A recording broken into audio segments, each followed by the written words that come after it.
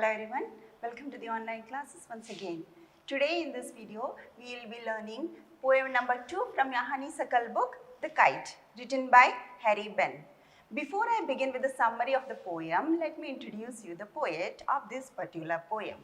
The poet, Harry Benn, of this particular poem was born on September 24, 1898 in the United States of America. He was popularly known as both the American screenwriter as well as children's author. So without any further delay, let's move to the summary of the poem. So we all love to fly kites, isn't it?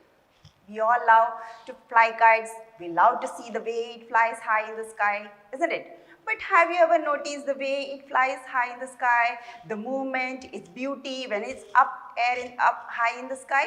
So basically in this poem, the poet Harry Benn had tried to give us a picture of through his words and imagination of a flying kite, its beauty and its nature, the way it flies up high in the sky. Okay, so now let's move to the poem. How bright and blue is a kite when it's new? So what here the poet is trying to say? He's trying to say that the kite, when it is new, it is new during his first flight, looks very beautiful, very attractive, very pretty. On the blue, he has said, he has used the word on the blue. On the blue means clear sky or a blue sky. So the poet wants to say that the kite during his first flight looks very beautiful, very attractive, very vibrant on the clear blue sky. With a dive and a dip, it snaps its tail. So now here what the poet is trying to say? He is trying to say the movement. The kite makes a swift movement, the smoothness, the swiftness and the smoothness in its movement, it makes a cracking sound. The kite when it tries to go up in the air, it makes a cracking sound. So basically in the first 4 lines, the poet has tried to describe the beauty and the movement of the kite when it is new on the clear blue sky. Okay? Then soars like a ship with only a sail as over tides of winded freights. Now what is trying to say? Here the poet has compared the kite with a ship with a sail. That means just like the ship in the ocean or the boat, it moves further with the help of the wind or the air current. Similarly, the kite too flies high with the help of the wind. Okay. Climbs to the crest of a gust and pulls, then seems to rest as wind falls. Just in the above sentence, the poet referred that the movement of the ship.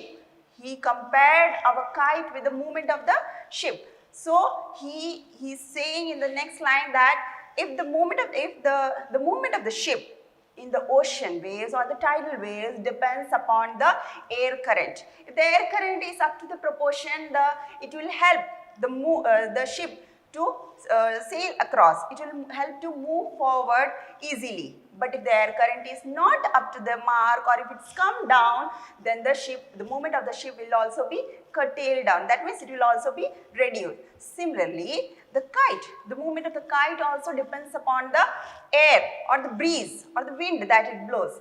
If the air current is in proportion, then the kite will fly up high in the sky, and if it's not so, then it will fall down. It will come to rest. Okay?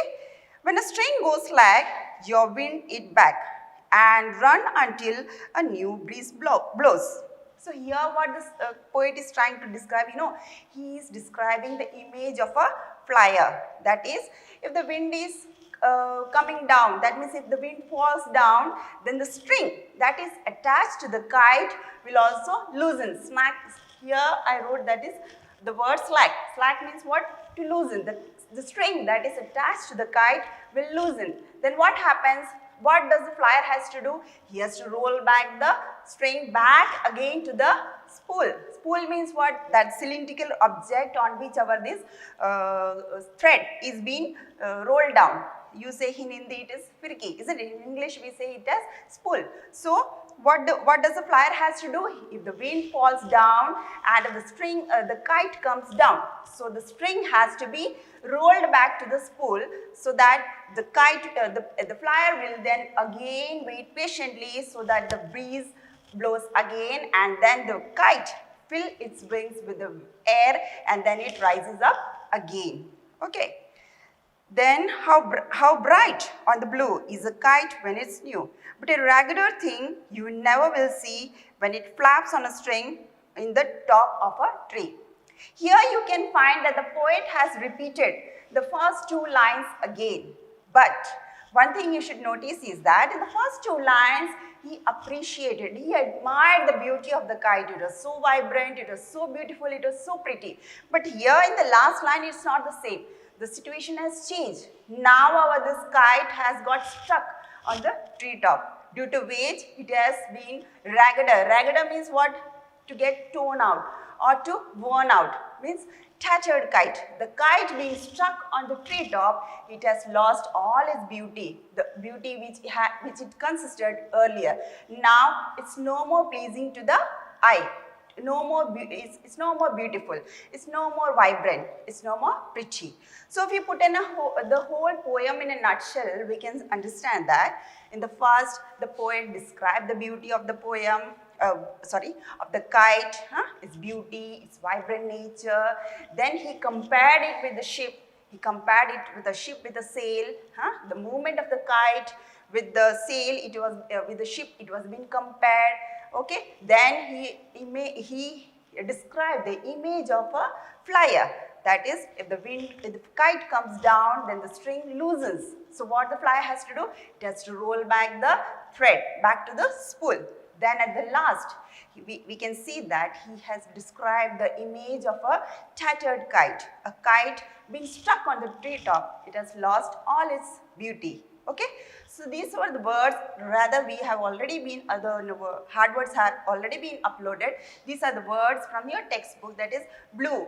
Blue means clear sky or blue sky. Snap. Snap means a cracking sound that which the kite makes during its first flight. Okay. Soar. Soar means to rise or to go high. The kite, the movement of the kite being going high is this word, particular word is being used by our poet Harry Ben, that is soar. Then crest. Crest means mountain top.